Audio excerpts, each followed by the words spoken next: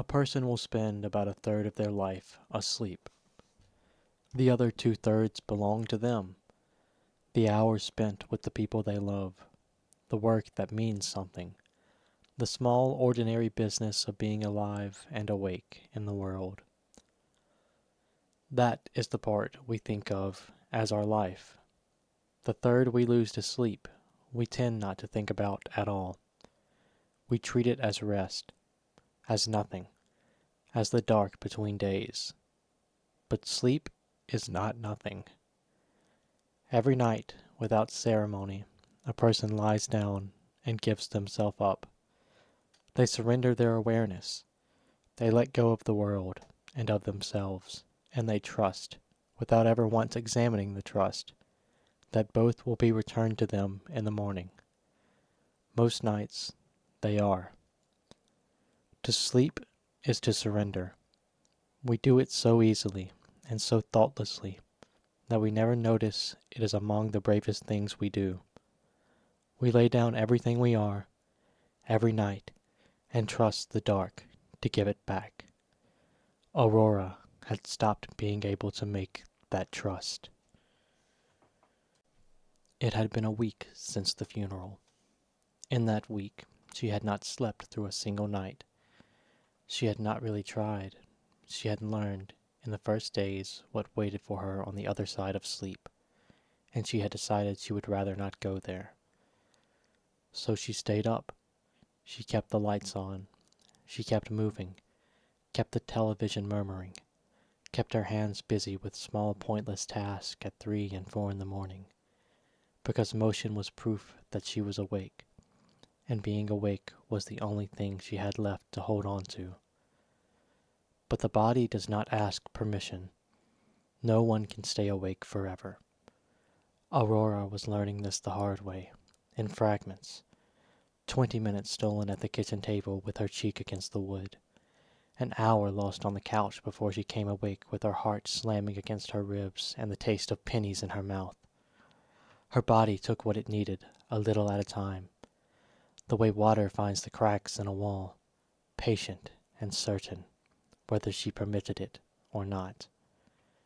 She fought it the way a drowning person fights the water. She lost, a little, every day. And every time it took her under, even for a moment, even for the space of a single breath at a kitchen table at 4 in the morning, he was there. She did not have a name for him at first. The first time she thought she had imagined it.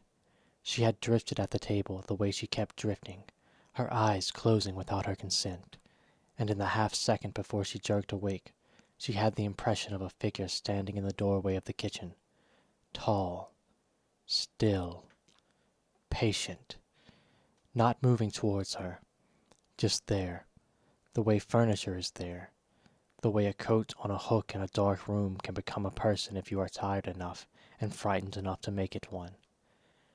She awoke, and the doorway was empty. That was all it was, she told herself, a coat on a hook, a trick of an exhausted mind. Everyone knew that the brain did strange things when it was starved of sleep. She had read about it once. The mind began to dream a little before the body was allowed to, spilling the dreams out into the waking world, painting things onto empty doorways. That was all he was, a thing her tired mind had painted onto an empty doorway. She held on to that explanation. It was a good explanation. It was the kind of thing a doctor would say, calm and reasonable, and she repeated it to herself in the small hours the way other people said prayers. Her brother's name was Tristan. He had been 19, 7 years younger than her, young enough that she had half raised him, back when their mother was working 2 jobs and someone had to be home, and that someone happened to be Aurora. She had taught him to ride a bike in the parking lot behind their building. She had checked his homework. She had sat in the front row at his high school graduation 8 months ago and embarrassed him by crying. People kept telling her in the week since that they were so close. They said it as though it were a comfort. They said it the way people say things at funerals, reaching for the kindest available sentence.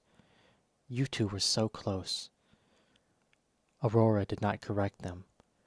She did not tell them that being close to someone was not a comfort afterward, that it was the opposite of a comfort, that the closer you had been, the more of your own life was made of them, and the more of yourself went to the ground as they did. She did not tell them anything, really. There was one thing in particular she did not tell them. She did not even let herself think about it. She had become very good, in the space of just a week, at not thinking about it. Whenever her mind began to walk towards it, toward the night itself, toward the road, and the dark, and the sound, she turned her mind away, the way you turn a child away from something they should not see. Not that. Look at anything but that. And there was always something else to look at. The television, the dishes, the lights she kept on, the long hours of the night to be gotten through. So she did not think about it. She just did not sleep. On the third night, he was closer. She came awake on the couch, not knowing she had gone under, the television still murmuring its blue light across the room, and he was no longer in the doorway. He had crossed into the room. He stood now against the far wall by the window, perhaps a dozen feet away, closer than the doorway, but still a whole room apart. Yet closer. For one long moment, in the gap between sleeping and waking, where the truth of things has not yet sorted itself out, she saw him clearly, tall, still, a quiet figure standing in the dim blue light of the television, composed, unhurried, almost peaceful. There was nothing monstrous in him. That was not what frightened her. What frightened her was how calm he was, how patient, the way he simply stood across the room and regarded her with the unbothered stillness of someone who has come a long way and is in no hurry at all, because he knows he will not have to leave without her. In his hand, held loosely at his side, was a fine, pale substance, sand, or something that had the appearance of sand, yet finer, paler, almost soft, and faintly luminous, as though it were made of moonlight itself that had been ground down into grains. It gave off no light of its own, and yet it seemed to glow, the way moonlight is not really light at all, but only the memory of light, borrowed and cold and silver. It sifted between his fingers, a few grains at a time, and fell. It did not seem to ever run out. There was something almost gentle in it, something that looked like the most peaceful thing in the world. That was the worst part. It did not look like a threat. It looked like reprieve. Aurora came fully awake with a sound caught in her throat. The space by the window was empty. The television murmured. The grandfather clock in the hall said it was 4:11 in the morning. The pale sand was not there, had never been there. It was just another thing her ruined mind had painted onto the empty air. She did not sleep again that night. She did not sleep, if she could help it, for a long time after. But the body does not ask for permission, and the body is patient. The days were worse than the nights in their own way. At night there was at least the company of her own fear, which was a kind of company sharp enough to keep her present. The days were soft and shapeless. She moved through them underwater. The light came through the windows of the apartment and lay on the floor and moved across the room as the hours passed, and she watched it move, but did not get up. There were long stretches she could not account for afterward, hours that simply were not there when she were looking for them, not slept through, just gone, dissolved in the gray. She had not been back to work.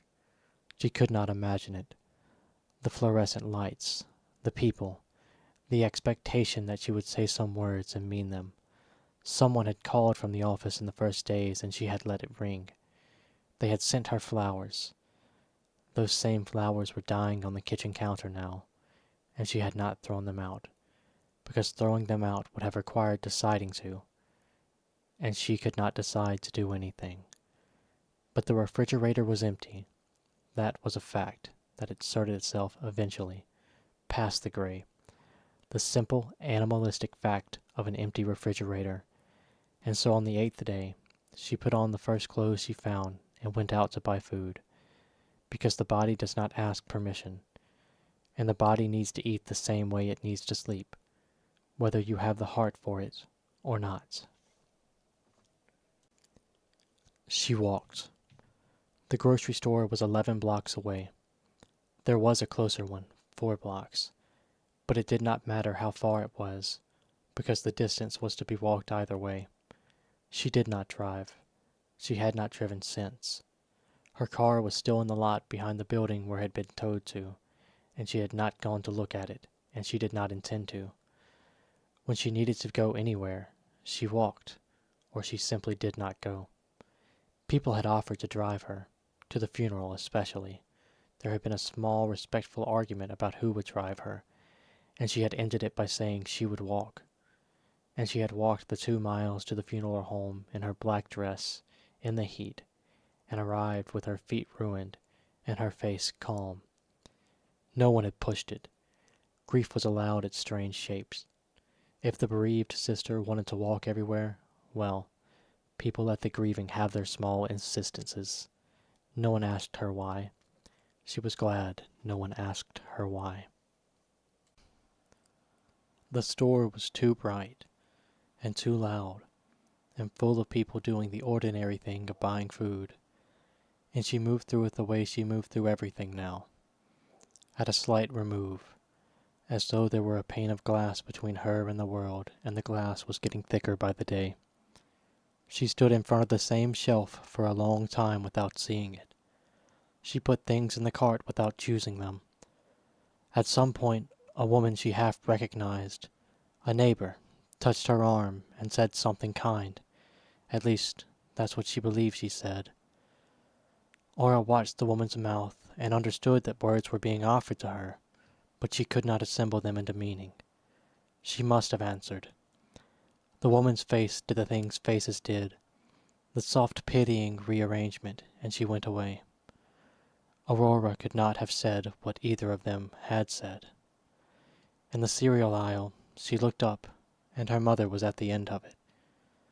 For a brief moment, before she understood, her heart did something terrible and hopeful, the way it now did at any glimpse of family, as though the world might have rearranged itself back to before. Then it was only her mother standing at the end of the cereal aisle, with a basket over her arm, looking at Aurora the way you look at something you are afraid of. Her mother had aged a decade in only a week. They stood looking at each other across the bright aisle, the two of them, what was left anyway. Neither of them moved toward the other. There was a thing between them now, vast and unspoken, that made the ordinary motion of a mother crossing to her daughter impossible, and they both felt it, and neither of them named it. "You're not sleeping," her mother said finally. It was not a question. Aurora's face must have been answering it from across the aisle. She knew what she looked like. She had stopped looking in mirrors, but she knew. "I'm sleeping," Aurora said. "Aurora." "I'm fine, Mom." Her mother came a few steps closer. Up close it was worse, what the week had done to her.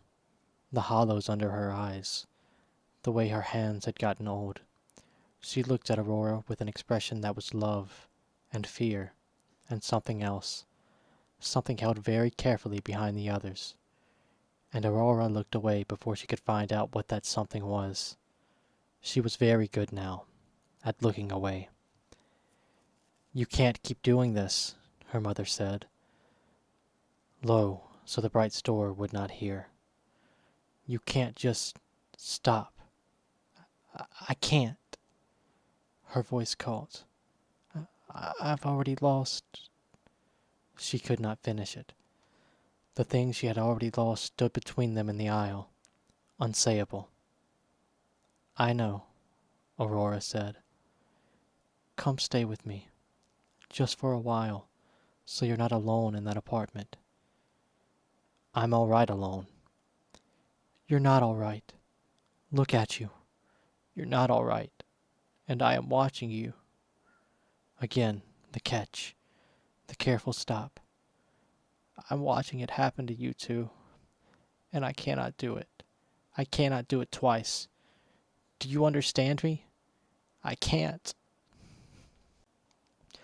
Aurora wanted for a moment to tell her. The wanting came up in her so fast and so hard that it frightened her. To tell her mother everything. Not the thing she could not say. Not that. Never that. But the other thing. The new thing. To say there is something that comes in the night.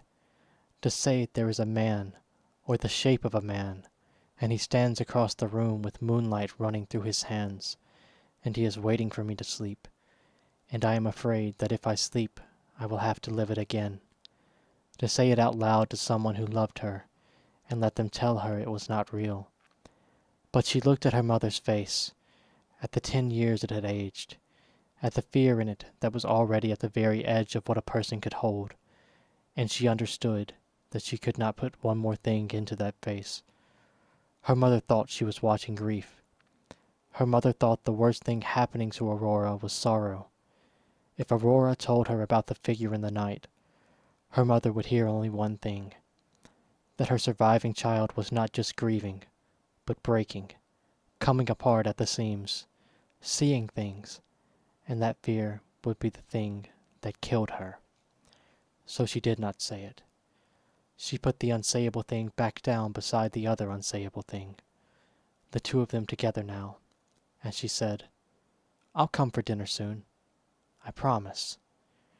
It was a lie. They both knew it. It was a lie, and her mother accepted it because the alternative was to keep standing in the cereal aisle, and there was only so long either of them could bear to be looked at. Her mother's hand felt cold against her face, like cold air drifting into the bedroom through an open window on a tranquil winter night. Then she went to pay for her small basket of food that she also probably could not taste, and Aurora stood in the aisle and watched her go. The only other person in the world who had loved Tristan the way she had, walking away from her under the bright lights, and neither of them able to cross the thing that stood between them.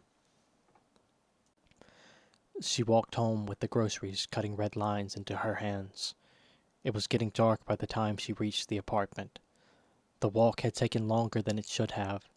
She had stopped, at some point, on a corner, and simply stood, not knowing how long, until a stranger asked if she was okay, and she came back to herself at once, and continued walking. She climbed the stairs. She put the food away, most of it, anyway, and left the rest on the counter, by the dying flowers. Then there was the night to be gotten through. She turned on every light in her apartment. She turned on the television. She sat down in the chair that faced the door, not the couch, never the couch again. And she folded her ruined hands in her lap, and she prepared to do the only thing she knew how to do anymore.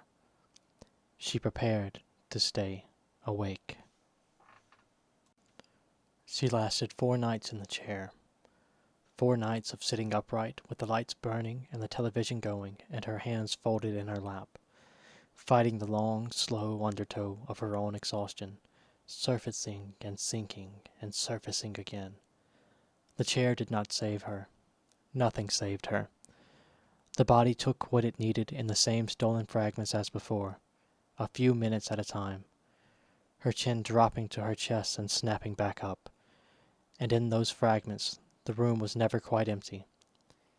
He did not always appear. That was almost worse. Some nights she sank and surfaced and the room was only the room, and she would let herself believe, for an hour, that it was over, that her mind had finished with this particular cruelty. And then the next time she went under, he would be there again, a little nearer than before, and the believing would be punished. On the 5th night, he was no longer by the far wall.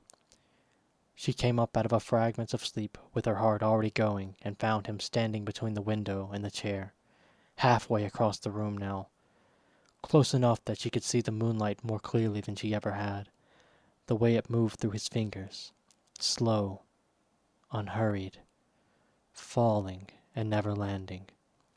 He was looking at her. He had always been looking at her. But it seemed to her, in that thin, terrible moment, that his looking had a kind of patience in it that was almost tender, the way you look at someone you have been sent to collect and are willing to wait for, because you know the waiting will end. She did not let herself stay in the moment long enough to learn anything more. She wrenched herself awake, fully awake, and the space between the window and the chair was empty once more, and she was alone with the lights and the television and the ticking clock. The clock said 4:11. It always said 4:11. She had stopped wondering about that. There were too many things now that did not bear wondering about. The morning came gray and ordinary. She had not slept, not really, only the fragments, and the daylight when it came felt like an accusation, the proof of another night survived and another day to be crossed. She got up from the chair on legs that did not feel like hers and went to make coffee she would not drink, and it was on her way to the kitchen that she saw it, in the corner by the window, where he had been standing the night before. The light was wrong. The sun was up, thin morning suns, but sun, falling pale and yellow-gray through the rest of the window the way it always did, except in that one corner, low against the floor where his feet had been.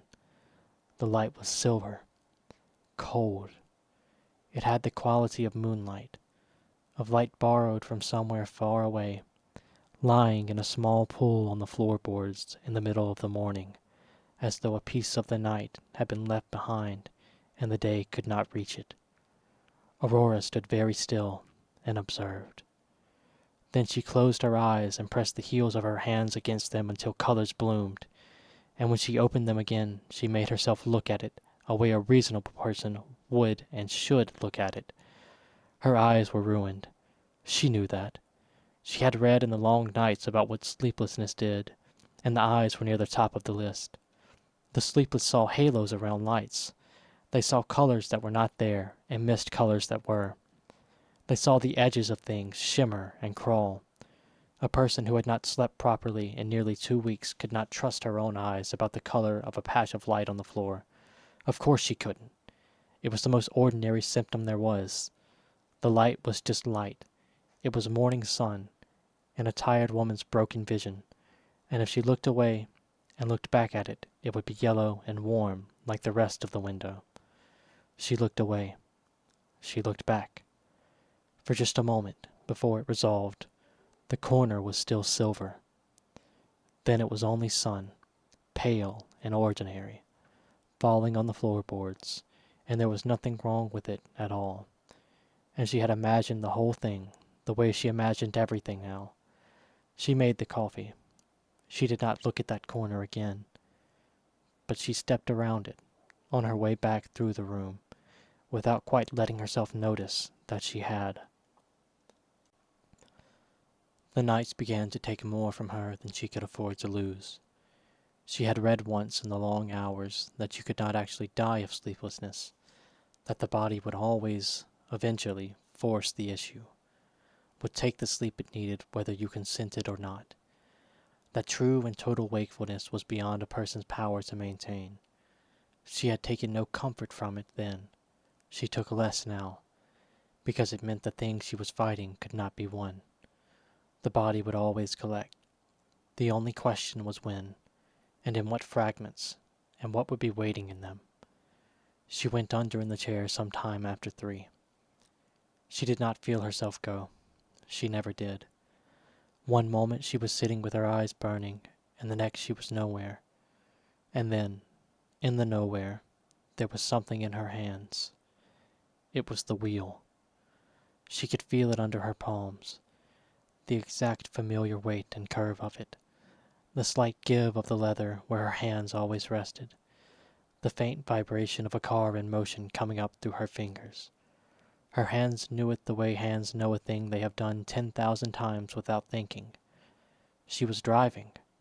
In the dark, behind her own closed eyes, she was driving. Her hands at 10 and 2. The road unspooling somewhere ahead of her in a darkness she could not look at.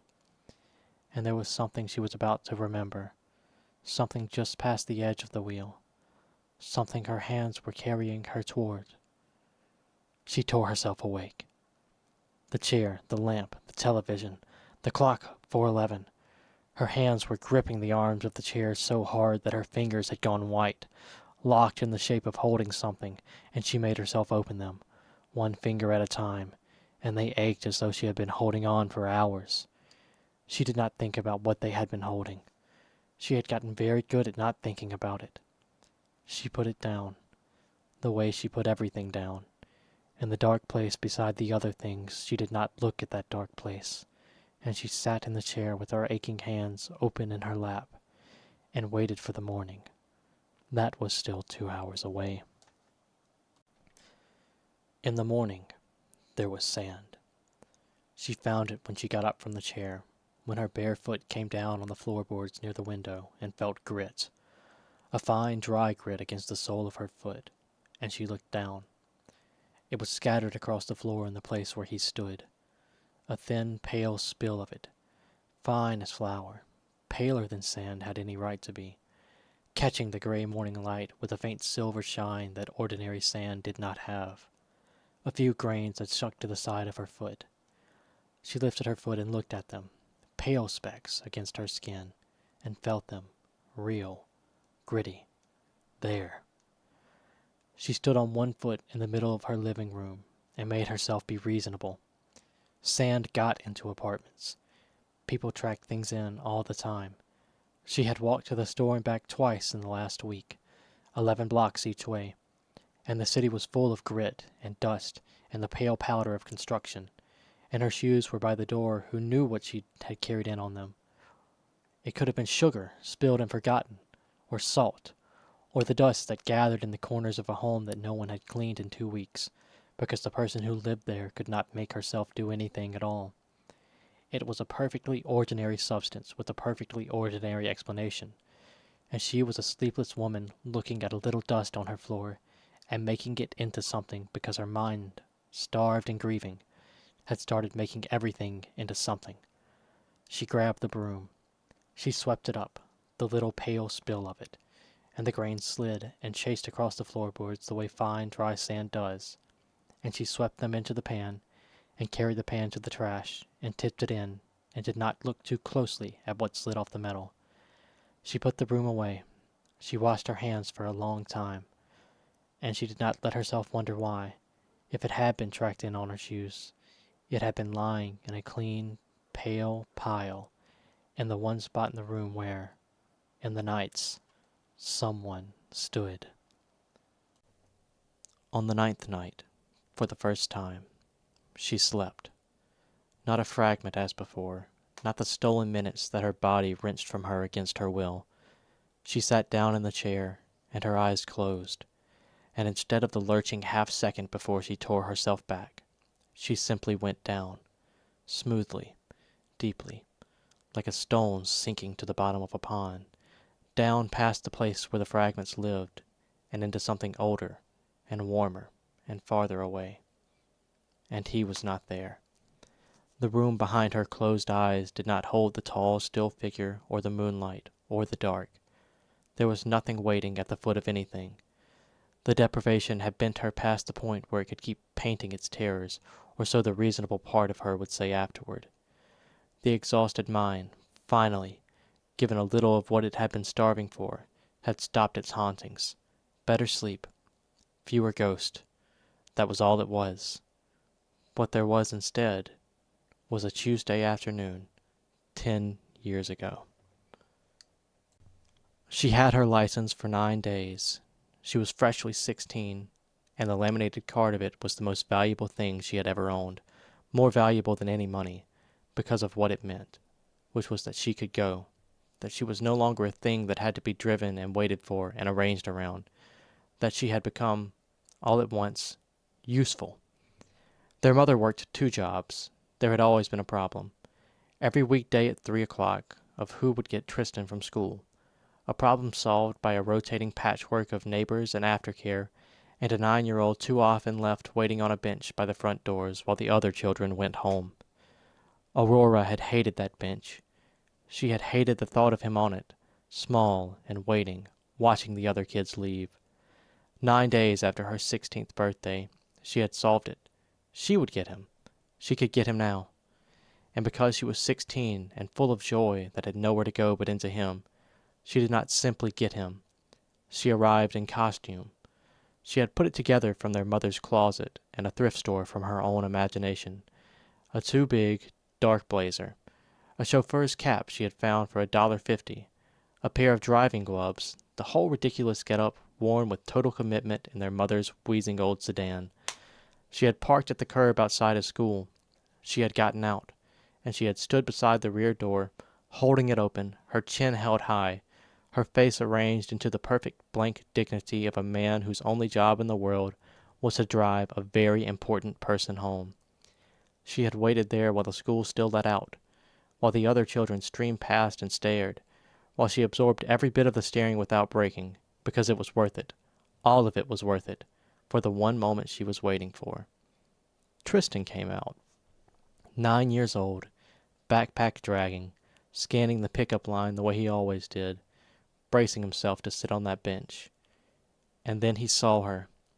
He saw his sister standing at attention beside the open door of the car in a chauffeur's cap, and she watched it happen on his face.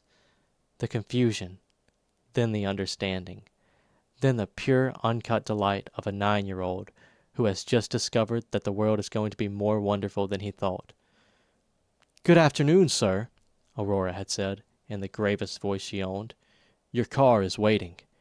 And Tristan, 9 years old, had drawn himself up to his full small height and lifted his chin best he could to match hers, and walked to the car like a king, and climbed into the back seat, and said, in the poshest voice a 9-year-old could produce, "Home, please."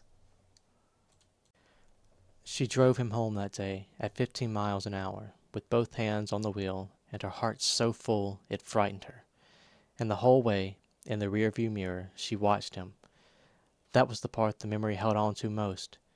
Not the road, not the driving, but the mirror. The small framed rectangle of glass in which her brother sat in the back seat, being driven home by his chauffeur, grinning so hard he could barely hold the posh voice, occasionally remembering himself and gazing out the window with manufactured boredom, like a man of importance. Then catching her eye in the mirror and dissolving into giggles, he tried to swallow. She kept finding his face in that mirror, the whole drive, glancing up from the road to the glass, the road to the glass, the road to the glass, just to see him, to catch him, to share it with him without a word, just their eyes meeting in the rectangle of the rear view, while she drove her most important passengers safely home. It became theirs after that. For years, long after he was too old for it, they would do it sometimes, on a good day, for no reason. She would open the back door with a flourish, and he would climb in and say, "Home, please," and she would find his face in the mirror, and they would be those two people again, the 16-year-old and the 9-year-old, the chauffeur and her king. In the dream, she was driving him home for the first time, and his face was in the mirror, alive, 9 years old, laughing, and it was the most peace she had felt in a very long time. She did not want to wake up. But even in the dream, somewhere underneath the joy of it, she knew. She knew it the way you know a thing in a dream without being told. This is not what sleep gave her. This was a mistake, a wrong turn, a door that had opened by accident onto a room she was not supposed to be in. Sleep did not give her this. Sleep gave her the other thing, the road and the dark and the sound. It gave it to her every night, faithfully, the way it had been given to her every night since the funeral. The good dream was a fluke. A single night the horror had missed her, and some part of her, even as she watched his laughing face in the mirror, was already braced for it to be taken back. She woke up. The chair, the gray light, the dead flowers on the counter, the world with no Tristan in it, rushing back in all at once the way it did every single time, the grief arriving fresh and total, as though her body had to be told again, every waking, that he was gone. But underneath the grief, this time, was something else, something new, something that frightened her more than the figure ever had. She had slept, really slept, and for a few hours she had been somewhere he still existed, 9 years old, laughing in the mirror, before any of it had happened, before the things she had done had been done. She had been given him back for one night, whole and alive and small. And now she was awake, and he was gone again. Gone, the way he was gone every morning. Dead in the world, but gone the other way too now. Gone from the dream, because she understood with total certainty that she would not get that dream again. Sleep did not work that way for her. Tonight, and tomorrow night, and every night after, sleep would give her what it always gave her: the road, the dark, the sound, the things she had done. The good dream had been an accident, a single night's mercy that meant nothing and promised nothing and would not come again. This was almost the worst of it. Not that sleep was a horror, she had known that for a week, but that it had shown her, just once, by accident, what she had lost, given it back to her in full color for a few hours, and then closed the door. And the closing of that door was a second losing of him, smaller than the first, but cut from that same unbearable cloth. She sat in the chair with her eyes burning, and did not cry, because crying was a thing that finished and let you rest afterward, and she did not deserve to rest, and she had forgotten how to begin. She got up, made coffee she would not drink. She turned on every light, though it was already morning, and she did not let herself think about the dream, because the dream was the one thing more dangerous than the figure or the night. The dream was him, alive, and if she let herself want it, she did not know what she would do. The dream did not come back. The next night was the nightmare again, the road, and the dark, and the sound, and she came up out of it at 4:11, with her hands locked around the arms of the chair. But the dream had left something behind.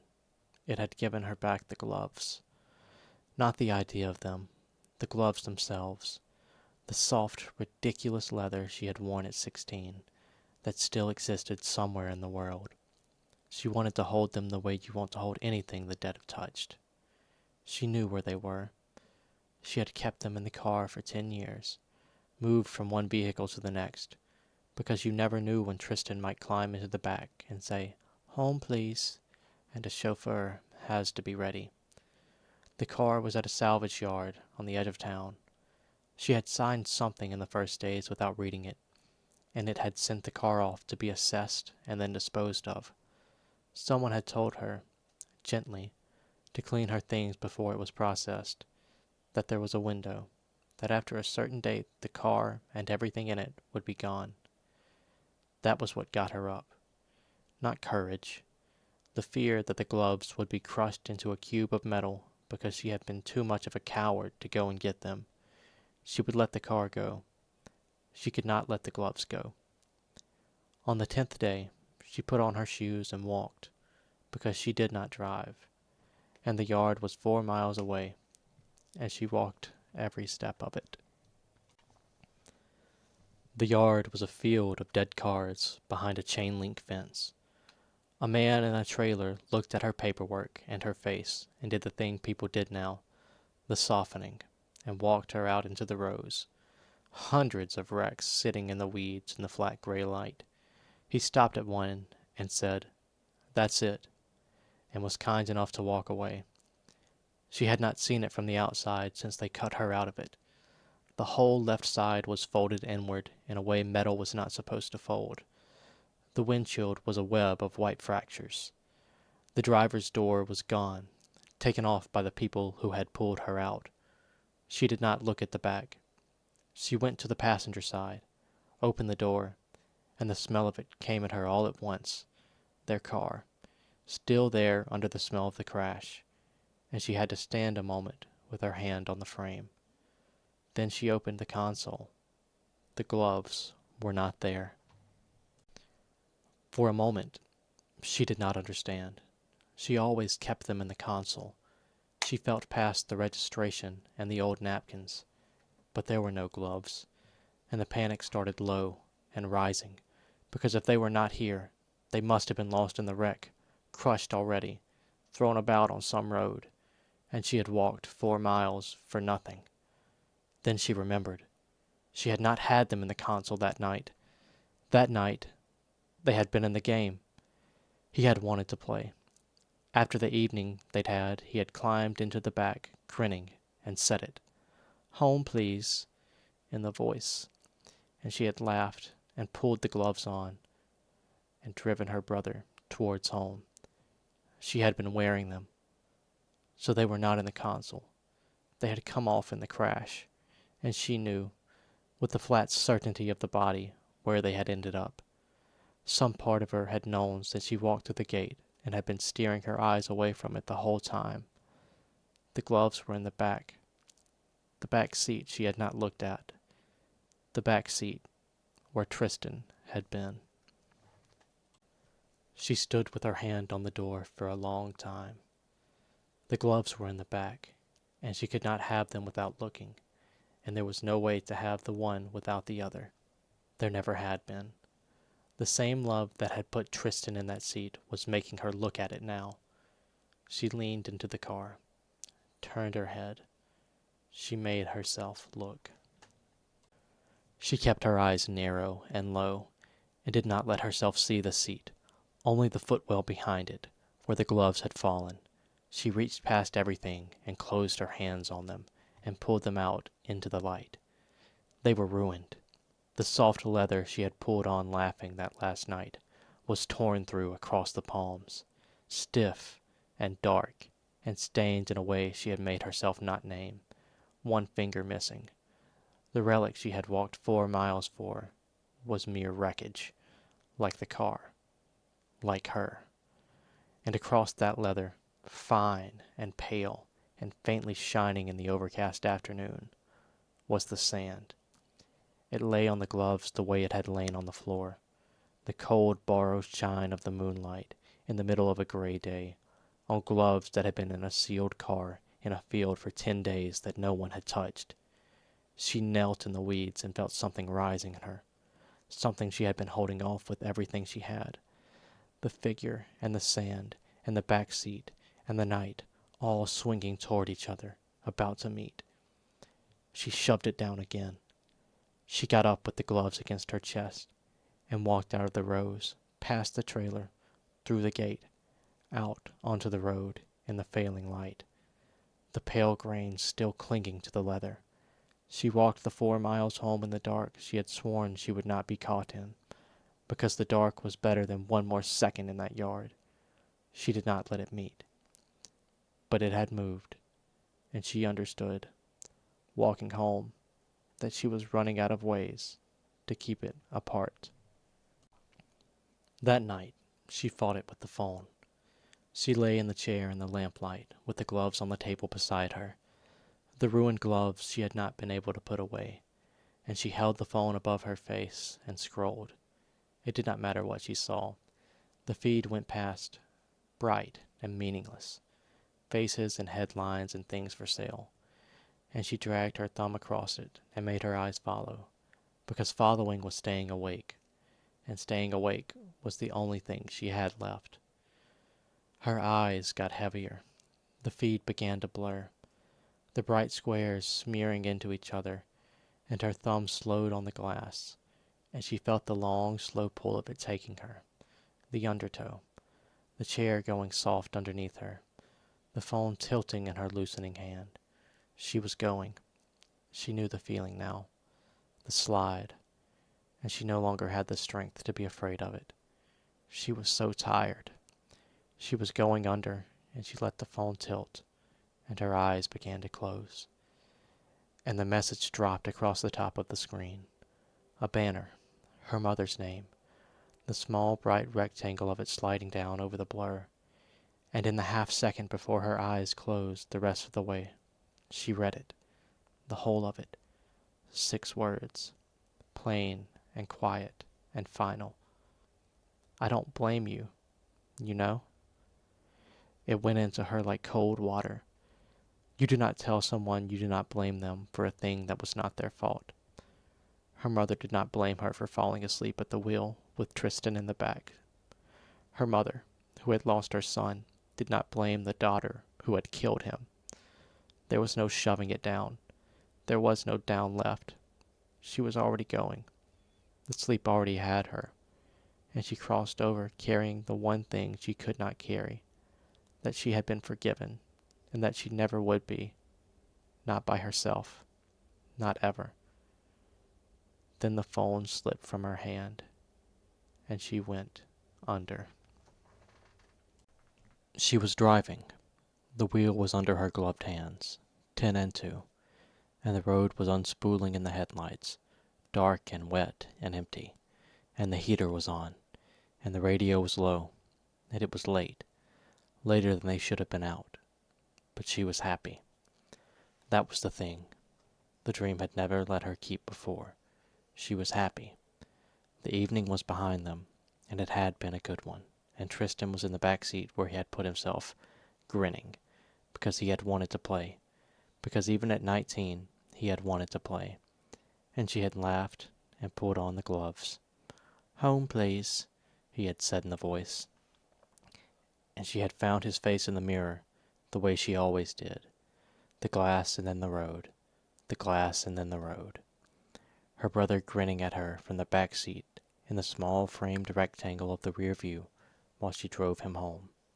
The glass and then the road, the glass and then the road. Her eyes were heavy. She had not noticed how heavy. The road was so dark and so straight, and the heater was so warm, and his face in the mirror was so happy, and between one glance and the next, her eyes stayed closed a moment too long, just a moment, just to rest them, just for the length of the straight, empty road. She knew how this ended. She had been running from how this ended for a week, and in the dream, this time, she did not run. She looked up in the mirror one last time. Tristan was not in the back seat. In the back seat, in the small framed rectangle of the rear view, was the tall, still figure, patient, composed, the pale moonlight running slow through its fingers. It had been there the whole time. It had been there that night, behind her, in his seat, while she drove her brother home. It met her eyes in the glass the way Tristan used to, and it did not reach for her, and it was not cruel. It had only ever been waiting for her to stop. She did not turn around to look at it. She had spent a week refusing to look, and she understood now that turning around was not the thing that was being asked of her. She looked at it in the glass, the way she had always looked at the back seat, at Tristan, from a distance, the only way she could bear. Then she looked back at the road one last time, and she closed her eyes. She closed her eyes the way she had closed them that night, except that night it had been an accident, a body's betrayal, a moment's rest stolen against her will. This time she chose it. This time she let her eyes close, knowing exactly what waited on the other side of it, knowing she could not undo it, knowing he was gone, and that closing her eyes would not bring him back, it would not take her to him, and would only, finally, let her rest. She stopped holding the wheel. She stopped holding any of it. She let herself rest. He had been waiting a long time. Not long as he measured time, which was not measured at all, but long for one of them, the living ones, who fought so hard and so uselessly against the small kindness he was made to bring. This one had fought longer than most. He had stood in her doorway and across her room, and beside her chair, patient, as he was always patient, while she turned every light against him, and sat upright through the nights, and did the small, desperate things they did. He did not begrudge her the fight. They always fought. It was in them to fight. He had never once met one who was not afraid of him at the start. He did not know her grief. He was not made to know it. He did not know about the boy in the back seat, or the gloves, or the game, or the wheel, the way he did not know any of the lives that came apart in front of him. He knew only the one thing he was there for, which was to come, gently, when the long day was over, and to give them rest. He had no wish to harm her. He had no wish at all. He was the close of the day. He was the dark at the end of the light. He was the thing that had been coming for every one of them since the first of them opened their eyes, and the only mercy he carried was that, in the end, he arrived. She had closed her eyes. After all the fighting, she had closed her eyes, and stopped holding on, and let him near. He crossed the last of the distance between them. He had been so far away, in the doorway, across the room, and now there was no distance left, and he reached out and touched her face. His hand was cool, like cool air drifting into the bedroom through an open window on a tranquil winter night. Not the cold she had braced against for so long, but something else, something that came as a relief after the long fever of staying awake. Cool and clean and refreshing, the way the first moment of rest feels to a body that has been fighting it for far too long. And whether the rest he gave her was the kind a person wakes from, he did not know, because that was not his to know. He only gave it. He gave it the way he had given it to all of them, without cruelty and without mercy and without any motive at all. A duty as old as sleep itself. And then he was gone, the way he was always gone, and the room grew quiet, and the woman in the chair was finally, after so long, asleep.